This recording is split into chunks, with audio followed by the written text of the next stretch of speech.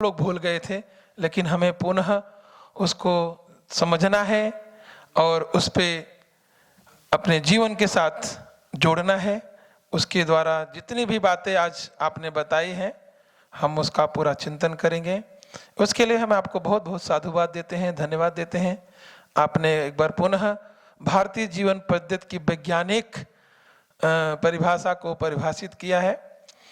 और अब हम आगे इसी श्रृंखला में हमारे ब्रह्मर्षि बावरा गो सदन की पूरी व्यवस्था देखने वाली हमारी दीदी स्वामी सिद्धेश्वरी जी को मंच पर आमंत्रित करूंगा। इसी कड़ी को और थोड़ा विस्तार से आगे को बढ़ाएंगी वैश्विक महामारी में भारतीय जीवन पद्धति के महत्व के माध्यम से। हिस्से की जितनी भी गोचर भूमियां थी, सबके ऊपर नेताओं ने कह लो चाहे जैसे भी जिस भी कारण से कब्जे हो गए, क्योंकि गाय को घूमने के लिए स्थान ही नहीं है। अब जो लोग घरों में पालते थे, पहले गाय को पालना इतना मुश्किल नहीं होता था, क्योंकि वो सहज चरती थी, उनके लिए स्थान होते थे, तो वो उनके वहां पर चरती थी और खाकर आ जाती थी। लोगों के ऊपर कभी भी बोझ नहीं हुआ करता था। भगवान श्री कृष्ण स्वयं गायें चराने के लिए जाया करते थे। ये बहुत बड़ा हमारे सामने प्रत्यक्ष उदाहरण है। अब क्योंकि गोचर भूमियां ही नहीं रही, तो गाय घूमने कहाँ जाए। गाय जब जाते हैं बाहर, तो देखिए यहीं पे ग्राउंड में कहीं जहां भी कूड़ा गिरा होगा खाते हुए दिखाई दे जाती हैं। बहुत लोगों के मन में आता है, तो कुछ जो थोड़े फाइनेंशियली अच्छे स्ट्रॉन्ग लोग हैं, वो लोग मिल करके गौशालाएं खोलते हैं। लेकिन वो भी क्या करें, उनकी भी एक हद है। कितनी कितनी गाय पालेंगे, तो 4-5 हजार गाय हो जाती है एक गौशाला में, तो उनका भी एक अपना लिमिट रहता है। सामूहिक दोष सामूहिक रूप से भरपाई तो करनी ही है, क्योंकि प्रत्येक व्यक्ति उसमें एक जिम्मेवार है। क्योंकि पहले हमारे ग्रंथों में ही हमें बता दिया गया है कि गोग्रास हमें निकालना चाहिए। प्रत्येक व्यक्ति का एक कर्तव्य है। जब हम अपने कर्तव्य का पालन नहीं करेंगे तो भोगना तो पड़ेगा ही हमें। क्यों? पहले गोग्रास निकालो, अपने भोजन अपनी थाली में से गोग्रास निकालो। सबसे पहला मुख्य कार्य है आपका। आप जब भी भोजन बनाए तो पहले भोजन गौ माता के लिए एक रोटी रख दें। क्योंकि ये हमें सिखाया जाता है कि हमारा प्रथम कर्तव्य है और हमें इसका पालन करना है। उसके बाद गाय के बिना तो कुछ भी संभव नहीं है। वैदिक ऋषियों ने गाय रखी, जैसे कि हमारे भाई बता रहे थे, बहुत ही अच्छा लग रहा था मुझे। उनकी एक एक बात बड़े ध्यान से मेरे को स्ट्राइक कर रही थी। गाय के बिना ना तो साधना संभव है। साधना में गुरुदेव बताते हैं, उनकी पुस्तकें जब भी पढ़े कोई भी व्यक्ति, तो वो बताते थे कि आप साधना करते हो तो आपको गो घृत लेना ही है, गो दुग्ध लेना है। गो दुग्ध के ऊपर आप साधना सारी कर सकते हो, लेकिन गो दुग्ध के बिना संभव नहीं। हवन आपको करना है तो गो घृत के बिना संभव नहीं। और हवन से कहते हैं हमारा जो सनातन धर्म है वो एक रक्षा कवच है। इस वैश्विक महामारी में उसने एक रक्षा कवच का कार्य किया हम सबके लिए। क्यों? हवन करते थे तो वातावरण शुद्धि हो जाती है। अभी हमें लगता है, हमारे अपने मन की भावना कह लो, एक साइंटिफिक तथ्य ये भी है कि वो वातावरण की शुद्धि करता है, क्योंकि वातावरण में उत्पन्न जो भी हवाओं में उत्पन्न जो कीटाणु है वो नष्ट होते हैं उससे। सभी बहुत ज्यादा अधिक करने लगे थे हवन, और बहुत लोगों ने सामूहिक रूप से भी हवन किया कि इस वैश्विक महामारी के नाश के लिए हम सामूहिक ऐसा यज्ञ करें, ऐसे अनुष्ठान करें कि ये नष्ट हो, ये किसी तरीके से हमें इससे छुटकारा मिले। तो गाय के बिना तो संभव ही नहीं है। सबसे प्रथम हमारा कर्तव्य और कार्य, मेरा अपना एक मानना भी ऐसा है, और कहीं भी सुनती हो तो मुझे गाय मिल ही जाती है कि पहला हमारा प्रथम कर्तव्य है। और जब हमारा दोष बढ़ेगा तो हमें उसका भुगतान तो करना ही होगा, सबको। उसमें कोई भी व्यक्ति को ऐसा नहीं है कि वे छूट जाएगा। जो करते हैं उनके ऊपर कृपा भी रहती है, वो उससे बचे भी रहते हैं।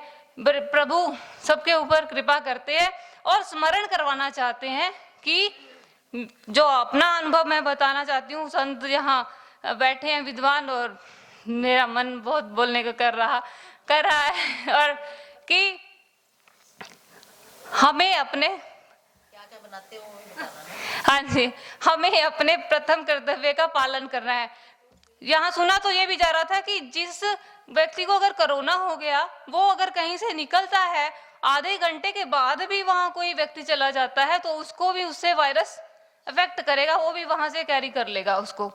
और हवा ने इसमें बहुत बड़ा कार्य, मतलब इसको नष्ट करने का सबसे बड़ा एक दूध रहा कि अगर यज्ञ होते हैं तो ये बहुत दूर तक के वातावरण को शुद्ध करता है। इसकी जो इससे उत्पन्न होने वाली धुआं है, यज्ञ धूनी है, वो इसको शुद्ध करती है। तो इस कीटाणुओं को नाश करने में इसका बहुत बड़ा सहयोग रहा। और योग पद्धति हम अभी सुन नहीं रहे थे, योग हमारे स्वास्थ्य को, इम्यून सिस्टम को स्ट्रॉन्ग करने के लिए कितना आवश्यक है, ताकि हम योग करते रहें तो हमारा इम्यून सिस्टम इतना स्ट्रॉन्ग रहता है कि हमें जो आसपास के बीमारियां आती हैं वो घेर नहीं सकती। तो रक्षा कवच हमारे लिए हमारी जीवन पद्धति जो हमें ऋषियों द्वारा मिली है, और जिसका पालन हमारे भगवान श्री राम ने स्वयं करके हमें उदाहरण दिया है, हमारे भगवान श्री कृष्ण ने स्वयं इन पद्धतियों का पालन किया है और उनका हमारे सामने प्रत्यक्ष उदाहरण प्रस्तुत किए हैं। वो गुरुकुलों में भी जाते थे और ऋषियों को कितना सत्कार, आदर सत्कार देते थे, गुरुकुल परंपराओं में पढ़े, और ये सारा उन्होंने अपना जीवन जी करके हमें उदाहरण प्रस्तुत किए हैं। और उसमें जब भी हस्तक्षेप होगा और जब भी हम अपनी संस्कृति से दूर होंगे तो भगवान ने याद करवाना ही है, चाहे वो दंड देकर करवाएं, चाहे जिस रूप में करवाएं, तो उन्होंने याद तो करवाना है। इसलिए सभी ऑर्गेनिक फार्मिंग, और जब हमने छेड़खानी की भूमि से, तो फिर भूमि ने रिजल्ट दे दिए, कैंसर उत्पन्न हुआ, फिर वापस फार्मिंग आ गई, ऑर्गेनिक फार्मिंग, फिर गाय का गोबर आ गया, फिर गाय का गोबर आ गया, वो यूज करना पड़ेगा, क्योंकि हमारी जो भूमि है, बेस है, वो हमारी सनातन पद्धति ही है। और उसका पालन अगर हम करते रहेंगे, करते करते कुछ लोगों के मन में विचार आ जाता है कि ये अंधविश्वास है, हमें मॉडर्न होना है। जब मॉडर्न होके देख लो, पता चल जाएगा कि हम अपनी पद्धति से अगर दूर होते हैं तो क्या क्या रिजल्ट भुगतने पड़ेंगे। मेरा तो यही अनुभव है, अधिक नहीं हुए समय नहीं लेना चाहती हूँ, कि हम जब भी अपनी संस्कृति से दूर होते हैं, अपने संस्कारों से, जाओ उन परंपराओं से जो ऋषियों ने हमें दी हैं, तब इसका भुगतान हमें अवश्य करना पड़ेगा। हरिओम। हम लेकर चलते हैं। अब विषय कहां से कहां तक पहुंच रहा है, आप सभी श्रोता लोग भली भांति समझें, क्योंकि हम लोग वैश्विक महामारी में भारतीय जीवन पद्धति के महत्वों पर चिंतन मनन कर रहे हैं। और सिर्फ गाय तो हमारे जीवन का आधार है, भारतीय जीवन पद्धति का आधार है, इसलिए हम अपने आधार के बारे में चिंतन करते हुए इसकी वैज्ञानिक प्रक्रिया का भी चिंतन करेंगे। इसी श्रृंखला में आगे बढ़ते हुए हम लोग आगे आमंत्रित करने जा रहे हैं स्वामी श्रेया भारती दी, और वो इसी श्रृंखला को आगे बढ़ाएंगी। मैं जो आज का विषय है वैश्विक महामारी में भारतीय जीवन पद्धति का महत्व, उस पे जो मेरा विषय है वो तो मैं डिस्कस करूंगी, पर अभी हम गाय की बात कर रहे थे, यज्ञ की बात कर रहे थे। एक एग्जाम्पल मेरे को याद आ गया कि जब 1984 में भोपाल में गैस कांड हुआ था, तो उसमें लगभग 5 लाख से ज़्यादा लोग इफ़ेक्टिव हुए थे और 25,000 के लगभग लोगों की मृत्यु हो गई थी।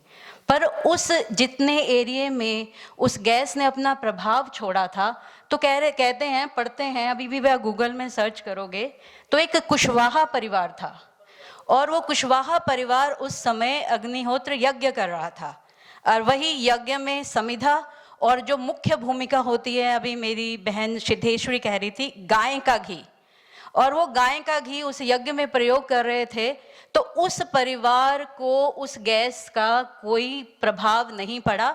और आज भी जो लोग उस गैस की चपेट में आए थे, आज भी उनके जो आगे की जनरेशन्स आ रही हैं, उनमें कोई ना कोई फिजिकल या मेंटली कोई ना कोई डिसेबिलिटी होती है, जो बच्चे आगे पैदा हो रहे हैं। तो कहने का महत्व ये है कि भारतीय जीवन पद्धति में, अभी हमने सुना, भैया ने भी इतने अच्छे से बोला कि गाय का बहुत महत्व है। तो जो मैंने कहा था, और हमारे भैया ML शर्मा जी कह रहे थे कि जब हम भारतीय जीवन पद्धति की बात करेंगे, विश्व महामारी में जो भी भारतीय जीवन पद्धति का महत्व है उसकी बात करेंगे, तो उसमें योग की चर्चा तो होगी ही होगी। और अभी मैंने बोला, सर्वे भवन्तु सुखिनः, सर्वे सन्तु निरामया, सर्वे भद्राणि पश्यन्तु, मा कश्चित् दुःख भाग् भवेत्। तो हमारी संस्कृति तो कहती ही यही है कि सभी सुखी रहें, किसी को भी किसी प्रकार का कोई रोग ना हो।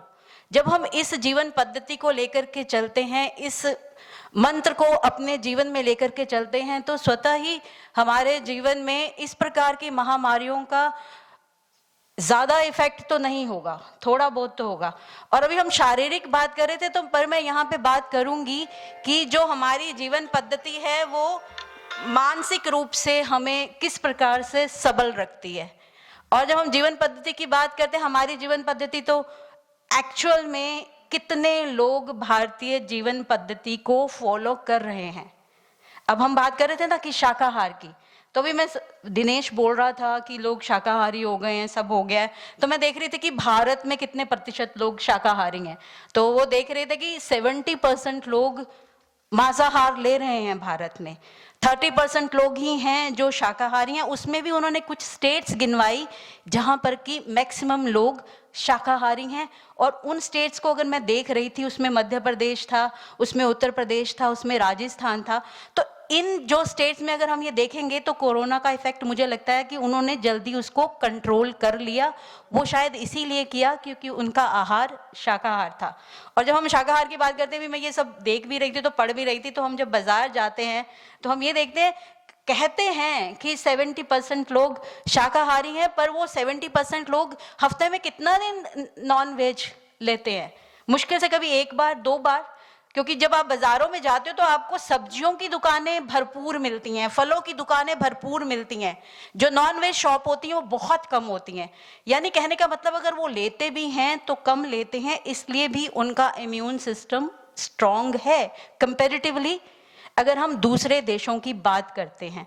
और अगर पूर्ण रूप से हम भारतीय जीवन पद्धति को अपनाते हैं, तो वो तो हमारी जीवन पद्धति तो दीदियां सब बैठी हैं कि सुबह भोर ब्रह्म मुहूर्त से हमारी जीवन पद्धति शुरू हो जाती है वो। और हमारे कहते हैं कि अगर आप सुबह उगते सूरज के दर्शन करते हो तो आपको किसी भी प्रकार का शारीरिक रोग या मानसिक रोग भी नहीं होगा। और उसके अनुसार चले, सुबह उठे, मेडिटेशन करते हैं, प्राणायाम करते हैं, पूजा अर्चना करते हैं, स्वाध्याय करते हैं, गौशाला भी जाते हैं, गायों के पास भी जाते हैं। अगर हम इन सब चीज़ों को अपनाते हैं तो अपने आप ही हमारा एक सिस्टम बिल्कुल सही तरीके से चलता है, तो इस तरह की कोई बीमारियां हमें नहीं आ पाती। अभी हम देख रहे थे कि विदेशों में कई लोगों ने डिप्रेशन में आकर के सुसाइड कर लिया। इवन यहाँ पर भी बने, आप देखेंगे ना, जो इंडस्ट्री है, बॉलीवुड इंडस्ट्री है, उसमें कई लोगों ने इस वजह से सुसाइड कर लिया क्योंकि उनके पास काम नहीं रहा। 6 महीने तक उनको कोई काम नहीं था। तो 2-3 ऐसे जो टीवी सीरियल्स के एक्टर्स थे, उन्होंने केवल इसलिए सुसाइड किया कि कल को क्या होगा। और अगर हम भारतीय जीवन पद्धति को सही तरीके से जीते हैं, वही भैया ने बात की थी, तो 8 अंग की हम बात करते हैं तो उसमें मेडिटेशन भी आता है। और जो मेडिटेशन है वो ही एक सबसे बड़ा साधन है जो कि आपको डिप्रेशन से बताता है। हमारे एक भैया हैं, मैं उनका नाम नहीं लूँगी, अभी जब ये कोरोना काल था तो उनका मतलब कि दिन में 3 बार 4 बार 5 बार फोन आ जाना, क्योंकि वो इतने व्यथित हो गए थे। उनको लगता था कि अब ये दुनिया उथल पुथल हो गई है, ये सब कुछ ठीक होगा भी या नहीं होगा। और कई लोग फोन करते थे, कई लोग बात करते थे, क्या सब कुछ ठीक हो जाएगा, क्या सब कुछ वापस नॉर्मल जैसा आ जाएगा। तो हम कहते थे हाँ हो जाएगा, बस अभी अगले नवरात्रे आएंगे मार्च के, तो सब ठीक हो जाएगा। और हम उस तरफ बढ़ रहे हैं। तो अगर हमारे अंदर इतनी हमारी मानसिक क्षमता स्ट्रांग है, और हम लोगों ने तो इस कोरोना को ना एक सेलिब्रेशन की तरह ही मनाया है, और उसके लिए thanks to our prime minister Modi ji को कि कभी हमने दिए जला करके इस बीमारी का मुकाबला किया, तो कभी हमने थालियां, चाहे दुनिया ने मजाक उड़ाया, चाहे ओपोजिशन पार्टी ने मजाक उड़ाया, पर फिर भी हमने उसको बहुत अच्छे तरीके से किया। और अभी मैं जबलपुर थी तो वहाँ हमारे भैया हैं डॉक्टर गुमाश्ता जी, दीदी बैठी हैं ज्ञानेश्वरी दीदी, तो उन डॉक्टर गुमाश्ता जी का परिवार है। तो उन लोगों ने जब से ये कोरोना शुरू हुआ तो उन्होंने पूरे परिवार के लोग मिलकर के क्या करते हैं, ऑनलाइन सत्संग करते हैं रोज शाम को 7:30 से 8:30, और वो लगातार उनका 10 महीने से चल रहा है। तो एक दिन मैं भी उनके साथ एक लिंक हुई थी, कोई हमारे थे जो बोल रहे थे तो दीदी ने इनवाइट किया, तो मैं भी उसमें लिंक हुई। तो उनका कोई उसमें उन्होंने रोका नहीं है। तो उसमें 80 साल के भी है। मैंने कहने का मतलब है कि व्यक्ति डिप्रेशन में क्यों आ रहा है, क्योंकि अब उसका क्या है कि बाहर निकलना बंद हो गया। जो बहुत ज्यादा क्या कहते हैं एक्टिव है, अगर उसको एकदम से आप आइसोलेट कर दोगे, बंद कर दोगे, तो वो उसको संभाल नहीं पाता। पर हमारी भारतीय संस्कृति, हमारा जो सिस्टम है, फिर हम सत्संग, और क्या है कि अभी टीवी सीरियल्स, हम लोग वो कहते थे दीदी आप अपना टाइम कैसे पास करते हो। पहले तो हमने कहा हम सुबह उठ के अपना जाप करते हैं, मेडिटेशन करते हैं, अपना पाठ करते हैं, हवन करते हैं। उसके बाद महाभारत आ जाता है, हम लोगों ने महाभारत देखा, और सबसे बड़ी बात है सब छोटे बच्चों को भी पूरा महाभारत याद हो गया। फिर उसके बाद क्या है, रात को रामायण देखना है, वो देख रहे हैं। उसके बाद उपनिषद गंगा भी आ रहा है। तो कहने का मतलब है कि हम लोगों ने तो माने सन्यासी लोग तो कर ही रहे हैं, पर जो फैसले लिए गए हमारी केंद्र सरकार के द्वारा भी, इस तरह के सीरियल्स को आप ब्रॉडकास्ट करिए दोबारा से, और दोबारा रिपीट हुए। और जब वो पहले महाभारत आता था तो मुझे याद है मैं शायद 10th में थी, रामायण भी जब आया तब भी मैं शायद 10th में थी। पर अब जितने ध्यान से मैंने देखा, अगर मैं अपनी ही बात करती हूँ, अगर मैंने इतने ध्यान से देखा तो बाकी सब लोगों ने भी तो इतने ही ध्यान से देखा होगा। तो ये सब चीजें हमें मानसिक रूप से स्ट्रांग करती हैं इस सब चीज को मनाने के लिए। तो इसमें कोई संदेह नहीं कि अगर हम भारतीय जीवन पद्धति को सही तरीके से जीते हैं तो कोई भी किसी भी तरह की बीमारी से मुझे नहीं लगता कि हमें कोई इफेक्ट आने वाला है।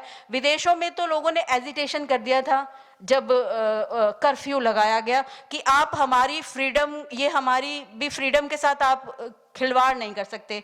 अमेरिका में लोग सड़कों पे उतर गए, यूरोप में लोग सड़कों पे उतर गए, जबकि भारत में लोग अंदर ही बंद थे। इसीलिए हमने इन बीमारी को इतने अच्छे से झेल लिया। और जितनी आबादी भारत की है उतनी विश्व में कहीं भी नहीं।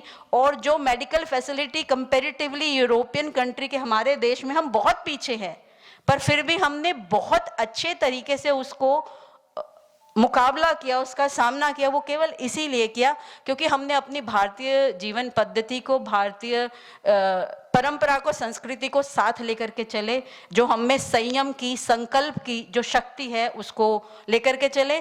तो अभी इतना ही कहूंगी कि भारतीय जीवन पद्धति निस्संदेह किसी भी तरह की कोई भी अगर विषम परिस्थितियां हमारे सामने आती हैं तो मुझे नहीं लगता कि हम लोग उसका मुकाबला नहीं कर सकते। और अब तो हमारा जो नेतृत्व है वो बहुत सही हाथों में गया हुआ है।